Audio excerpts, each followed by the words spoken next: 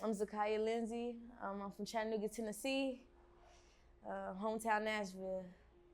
My name is Tiffany Jaramillo and I'm from Albuquerque, New Mexico. My name is Michelle and I'm from Albuquerque, New Mexico. So I am Omi. My birth certificate says I was born in Bernalillo County. My name is Samantha Jo Aragon. I'm from Albuquerque, New Mexico. My name is Thomas Hara, and I'm from Clovis, New Mexico. My name is Danielle Hara, and I am from Carlsbad, New Mexico. I wanted to be an astronaut. I wanted to be a writer. I wanted to write, I wanted to draw. I wanted to make like anime, like cartoons, you feel me? Little hood with a little regular anime in it, but it changed over time. So when I was little, I used to want to be a WNBA player for the women's basketball team. Like my grandpa used to watch women's basketball. He used to say they were more aggressive, so we would always watch it together, and he would always tell me like, you can make it to pro, you can make it to pro. And so I always believed that I would be really good at women's basketball. Honestly, Yes. a professional wrestler. I used to watch WWF a lot with my dad, so that I wanted to be a diva. I wanted to be a teacher. Little Sam, when I was in 5th grade, wanted to be a police officer. I wanted to be an archaeologist. I wanted to discover old things. I used to have archaeology magazines and used to look through them because I liked seeing Egyptian things and I just like old stuff. I didn't think about stuff like that. It was more of thinking, am I even going to be alive or am I going to be dead? So you didn't have ambitions. You didn't think of what you wanted to be. Because people like me didn't have options like that. You just accepted that you were just going to be a nobody. The time I got high was probably when I was out there on the streets. April 1st of 2022. August 21st at probably 11 o'clock in the morning, and that was on the way into the home. In 2014 was the last time I used heroin at the time, and I believe it was May 27th I used last. May of 2022. I have been clean 8.5 years almost. The last time I used was June 11th, 2015. Yeah, I knew about Jesus, but I didn't know who Jesus was. For me to actually give him my whole life and actually just surrender to him, actually have a relationship with him. They didn't tell me in the Baptist church that you can have a relationship with him, that you're supposed to, that he's the only way to get to God. Nobody let me know that. Man, I had heard of a Jesus. I have been to so many different churches, so many different religions, so many different that I've been told awful things about Jesus. He was probably the last person I wanted to hear about coming into the home, which is dumb because it's all faith-based. I like grew up in the church, but I knew Jesus, but I didn't know Jesus. I knew of him, but I didn't know him personally. I went to church just mostly for all the wrong reasons, and I never really cared too much about learning anything about what they were trying to tell me. So I come into the home and they tell me God loves me, and I'm like, no, I could care less about God, and Jesus is no friend of mine, to be honest with you. No, I didn't know Jesus before. I knew who he was. I knew of him, but I never had a relationship with him. Like I knew he existed, and I had heard the stories from going to like church here and there as a kid, but I never knew him on a personal level. I never had a relationship with him. I went to church. My dad took us to church. I learned a little bit about him. I didn't really know a whole lot. We went to church, went to a Spanish church, so I didn't understand anything they were saying half the time anyways. But we went to church for a while, and then I think after my mom died is when my dad kind of pulled us out of church, and I think I was 12, and I never went back for like a long time until I think after I had my daughter. My marriage was rough, so I thought church would help, so I started going to church with my sister. And then when my dad got taken from me and put in prison, I walked away and I didn't look back. That's how I got introduced to Expect a Miracle, was through the food boxes. And then I remember, like, I was just one night, like, in my apartment, just so sad, but so high. And I was just, like, so messed up and all alone. And I was just like, and I had that card, and the card said, "Are you tired of the life you are living but don't know the way out? Jesus said, I am the way, the truth, and the life, and will set you free." And then I had the sinner's prayer in the back. And that's exactly what I said to myself. I'm tired of this life. I don't want to live like this. And so when it said that, I knew that this was the place. And then I called and I did an interview, and when I think it was Dee, when she told me that I was accepted, I was just like, wow, you know, like, I can actually do this. And I've always wanted to build a relationship closer with Jesus, but I think Expect a Miracle just had everything to offer what I was looking for. I didn't know what I was getting myself into. I was just looking for a way out from streets. I was tired. I've been on the streets since 16. So, I was just looking for a way out. When y'all told me it was like a 1-year faith program, it was so weird how Jesus was pulling me in, because I was indulging in a lot of witchcraft. And it was weird. He started transitioning me to reading the Bible, putting down my other stuff when I was out there on the streets. Start reading the Bible more, And all of a sudden, I wanted to think about going to a faith-based program. It's like faith-based. Talking about Jesus, let me just go, see what it is. And how y'all was so stern, like, it's a year. You cannot have this, you cannot have that. Jesus he led me to, like, just let it all go. Let all the supplies go, let all the powders and all that stuff go. Follow me. It was weird. I didn't hear it. I was just going with it, even though I was so angry. I was like, why do I have to do this? I've been like this since I was in 2nd grade, so it was all Jesus led me. Because my dad, somebody went to my dad's shop and doing fundraising with banana bread. My dad bought a bread and they gave him a card. And he held on to that card. And I was planning on going somewhere else. He said, well, but I know of a place. Just let me call. And he called and they said they had a room for me, and I came in. This is just where God led me. Like, I was on the streets, came to a point where I didn't want to be where I was anymore. And so when I was looking for help and looking for a way out, Expect a Miracle was the place that I was just led. It wasn't something that I searched for. I didn't even know it was something that existed.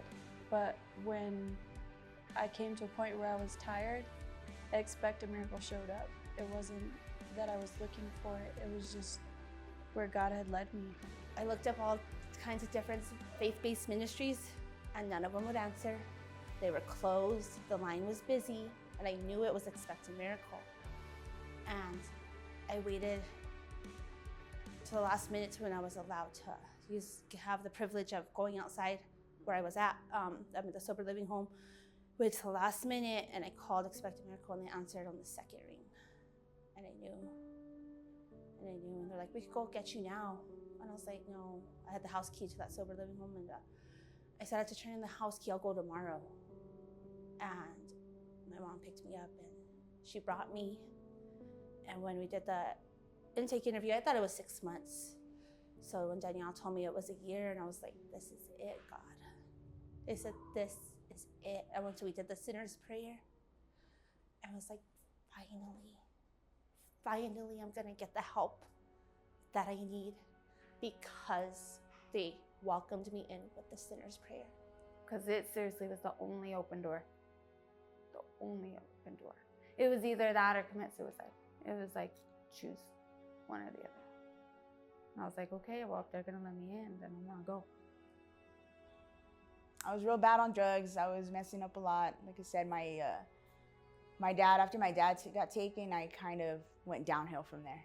And my marriage finally failed, and I just went crazy on drugs. I just kept going further and further in.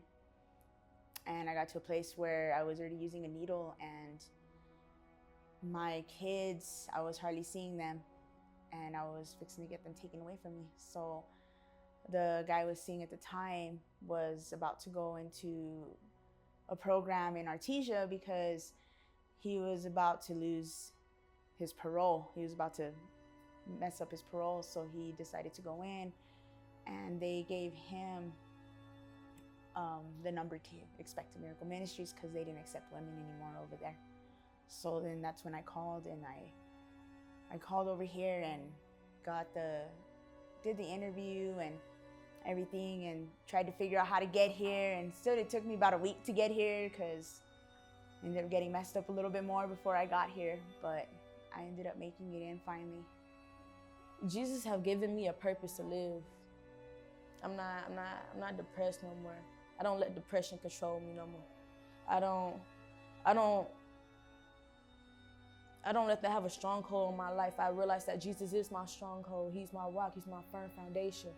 You know, I realize that I'm not weak. I'm not going to be weak to the things of the world. You feel me? He makes me feel like I can do it, that I can be somebody, that I can really have a purpose out here. And it makes me happy, man. It makes me more than happy. It makes me feel like I can go out there and tell people who I seen fall up in the streets, or even like, you know, if I did get a chance to see my mama or my people, that it's a chance for you, like Jesus is the way. You feel me? Like I could give them, like I could tell them that Jesus is that firm foundation they can stand on, that this is real. He is real. He's the one who heals, you know? So it just, he gives me hope. He gives me hope because I always wanted to like do something for the world, but I didn't have nothing to offer back then because I was doing drugs my own self. You know, I'm thinking that back then in the world, doing witchcraft was to help the world. But Jesus, he shed his light upon me. He was like, no, I'm the way. He's impacted it completely. Because coming from where I've come from, you didn't believe in love, you didn't believe in peace, happiness. All you ever saw was pain, suffering, you know, the ugly side of life, always. And to see good things, to even see good things in people. I thought everybody was evil. Even if you portrayed to be some kind of, I was like, you have an alternative motive still, you know? And he's teaching me how to trust. He's teaching me how to knock my walls down, how to even have a family, how to live sober, like, and then actually enjoy life, because I don't have to wake up miserable every day. I used to be miserable, hated it, and I don't hate life. I get tired, I'm not gonna lie, but I don't hate life. It's nice knowing that there's something after death and that I'm not just gonna be a dead body somewhere, you know? Knowing that there's purpose in everything, that it was all had a plan, that everything had a meaning, it like trips me out. Like, you don't just exist. I always thought I just existed, that there was no point, you know? And if there was a God, like he's playing some sick joke on me, you know what I mean? Like, am I here for your amusement, just so you could get a good laugh, you know? But to find out that that's not how it is. He's not the one that causes chaos. He's not the one that causes the hurt. And to know that he could heal is amazing. Like, I just didn't know who I was. I had no identity whatsoever. And now I do. I know who I am now in Christ. Sometimes I don't believe it because he thinks so highly, and I'm like, dude, whatever. But I know that I'm still walking in who he says that I am, you know, and I know that I'm walking towards that every single day. And so I'm such a different person. My own brother doesn't even recognize who I am sometimes. The last time I talked to him, he told me, I know I'm talking to you, but I'm not talking to you at the same time. You're so different. I don't even recognize you anymore. He showed me that I'm worth something, that I didn't have to listen to the lies of the world, because God had a plan and a purpose for my life, that I wasn't just a mistake or an accident, that there was a reason for me to be here. He's taken me out of a 25-year addiction. He has given me a beautiful, amazing wife. But more importantly, I have an opportunity to serve and help people go through that were going through the same things that I was going through, overcome them through Christ. So Jesus has changed my life by showing me love, by showing me how to fill the void inside with his love rather than with the world. And so I just believe when I came in to expect a miracle, I wasn't coming to, do anything else besides get off of heroin, and meth, and off of the streets and out of jail. Like, I wasn't trying to do something extra special. I wasn't looking for, something higher. I was just trying to get out of the situation I was in. It was kind of like a Holy Ghost setup. Like, he didn't only just change my life by, taking my mind and everything that I was focused on, just drugs, but he then gave me a husband, which I wasn't looking for that at all because I was gay at the time, So he's changed the things that I wouldn't normally want in my normal mind, and he's given me new thoughts. Like, I never thought I wanted kids. I never thought that I even wanted somebody else steady in my life. It's making me into a better person. I've always been told all my life that I was always going to stay the same attitude, the same ugliness. I was always going to still be a thief. I was always going to be a liar. I was just going to be just like my dad. I was never going to change. So now that he's producing something other than what I've always known, which is anger, jealousy, fighting, backbiting. I didn't know what backbiting was back then, but talking back, which is she's still working on me. And but now that I know that I can change because of getting to know him and his love, it's shining a new light, and it does every day. I've been here a year and a half, and he's still showing me. Yes, he messed up again, but I'm still working on you. Tremendously. He's taught me that I'm worth something, and I'm not that person that everybody said I was. I'm a child of God now. He changed my life from the inside out, and he still does to this day. He gave me a reason to live now. Before, I was just so lifeless, but I was still living. But Jesus gives me purpose. He motivates me every day. Just realizing what he did on the cross and what he went through on the cross and how he died. He hung on the cross for 6 hours for my sins. That just does something in me. The main ones, I was just talking about it the other day, was how we made the balloon wall for Halloween last year, and we're driving down lead with that big old balloon wall in the back of your truck, and you stop in the middle of the road to go fix it. When we went evangelizing, because that was a day I had to lean on Jesus so hard because I didn't want to go back out there. I felt like I was too fresh. I was too fresh to go out there and see people blow bubbles in my face, doing the same thing I used to do.